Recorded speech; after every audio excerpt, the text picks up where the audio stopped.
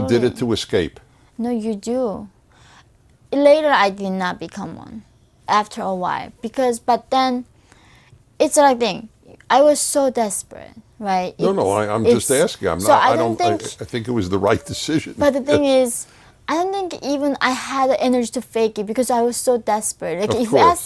they asked me to believe in a rock, I would have believed in a rock. Correct. Because anything that would save me, I would have believed in. That's right. And so I don't think I didn't even have to fake it. I really truly believed. Anything rescues me, I'm gonna believe that. I'm gonna pray for that. Mm-hmm. Well, by the way, just comment. I would say many American university students believe in rocks. Oh, really? So, What do they do? so your point is very well taken. Really? Yeah. Oh my God. I'm only slightly exaggerating. Okay. So, what happened after a day in Mongolia? We got caught by Mongolian soldiers. And then?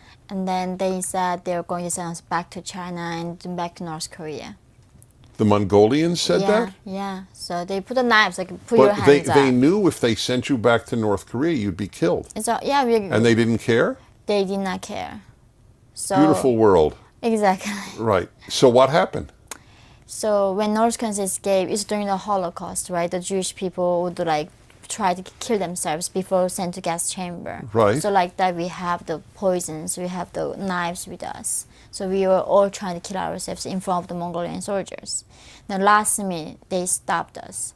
And then, but with the team that came after us, they went too far. So one of the lady that we knew, she swallowed the poison. But later we learned these guys had no intention to send us back. They just wanted to have fun with us. So they were sadists. Yeah, to have fun. So it was fun to watch you suffer and try to kill yourself. Yeah. Okay. Well, it certainly does substantiate my earlier point about human nature. So still, how did you get out? After that, all that thing we were trying to kill ourselves, they eventually stopped our game and then took us to Mongolian base, soldier base. And then they called the South Korean embassy. South Korean embassy came and then they got our information and make sure that we are North Koreans. They did the interrogation on us. After 2-3 months in the detention center in Ulaanbaatar, they took us to South Korea. So they did help you in some way, South Korea. Yeah, in Mongolia they did, not in China. Once we made it to Mongolia, Right. that's when they helped. Did you make friends with any of these other 7 women? I did, yeah. But the thing is, North Koreans, we learn not to trust That's very right. early on. That's so true. So it's hard to be So real friends. among the many things you didn't know was the word friend. We have a comrade. Comrade, which comrades, has nothing yeah. to do with friend. Yeah, so we are. If it was even Comrade Kim. Yeah, exactly. Right. Yeah, Like Comrade Stalin. yeah. So you were flown to Seoul or somewhere else? Incheon Airport, from Mongolia Incheon? to Incheon Airport. Yeah. And you then what? Because you have no money, you have no relatives, you have no contacts. But not only that, they had to take us to hospital first. Because in our entire life, we've never been medically examined. So we could have bring disease to South Korean population. So we had to be sealed from South Korean population. First place they take you out of the airport is like they using the separate gate, take us to hospital, and then ask me to pee. I'm like, I never peed in the cup. Like, why do I have to pee? They check your health status and if you carry any disease. And then once I'm cleared, then they put me in the interrogation center for 2 months. That's when they really going down to you. Are you a spy? Are you actually the person who you are saying? And there's like, why don't you recite the revolutionary, the oath that every North Korean must remember? Like, that if you're North Korean, you all know these things, right? You remember by heart. So we recite all of them, who were our teachers, where we lived, our school. We have to draw a map for them. After this vigorous interrogation, then that's like, okay, if you're proven not spy, you can go into re-education. It's like kind of camp where they take us there and then teach us that Americans are not bastards. Americans are not colonizing South Korea. That Korean war started by Kim Il-sung, not by Americans. and tell us that what democracy is, and also tell us how to take a bus. I mean, we are like coming from different planet. We don't even know what coffee is. We don't even know, what anything, like what AC is, right? So we really like big adult kids, like toddlers, have no clue about the world. So they teach us, what is a bank, because we don't know what bank is. What is, shopping mall? What is a supermarket? Literally going from every single subject and teach us there. Okay, what happens next?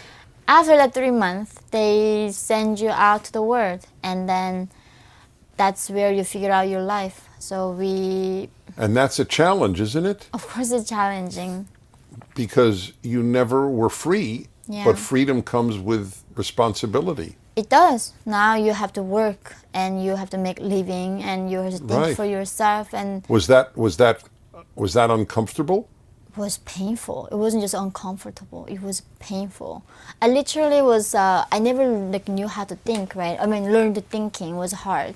So every time in South Korea in the beginning, I think for 5 minutes. I get so exhausted from thinking. I have to take a break for 5 hours. And then next day, I'm okay. Today I'm gonna think 10 more minutes. I literally had to do that, thinking. So they were saying, "Now, what do you want to do in South Korea?" I'm like, "Do I have to know? Why can't you just tell me what to do?" In North Korea, when you're born, your life was determined for you before your birth, based on what my great grandfather did.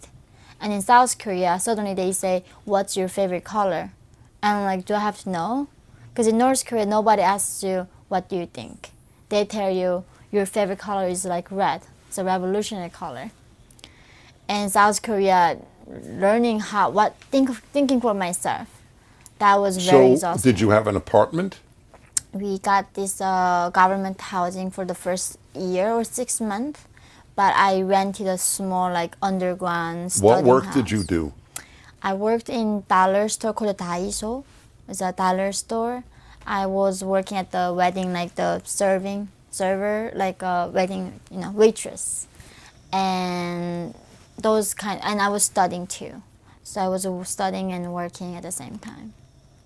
How do South Koreans treat North Koreans? They have a lot of stereotypes of North Korean people.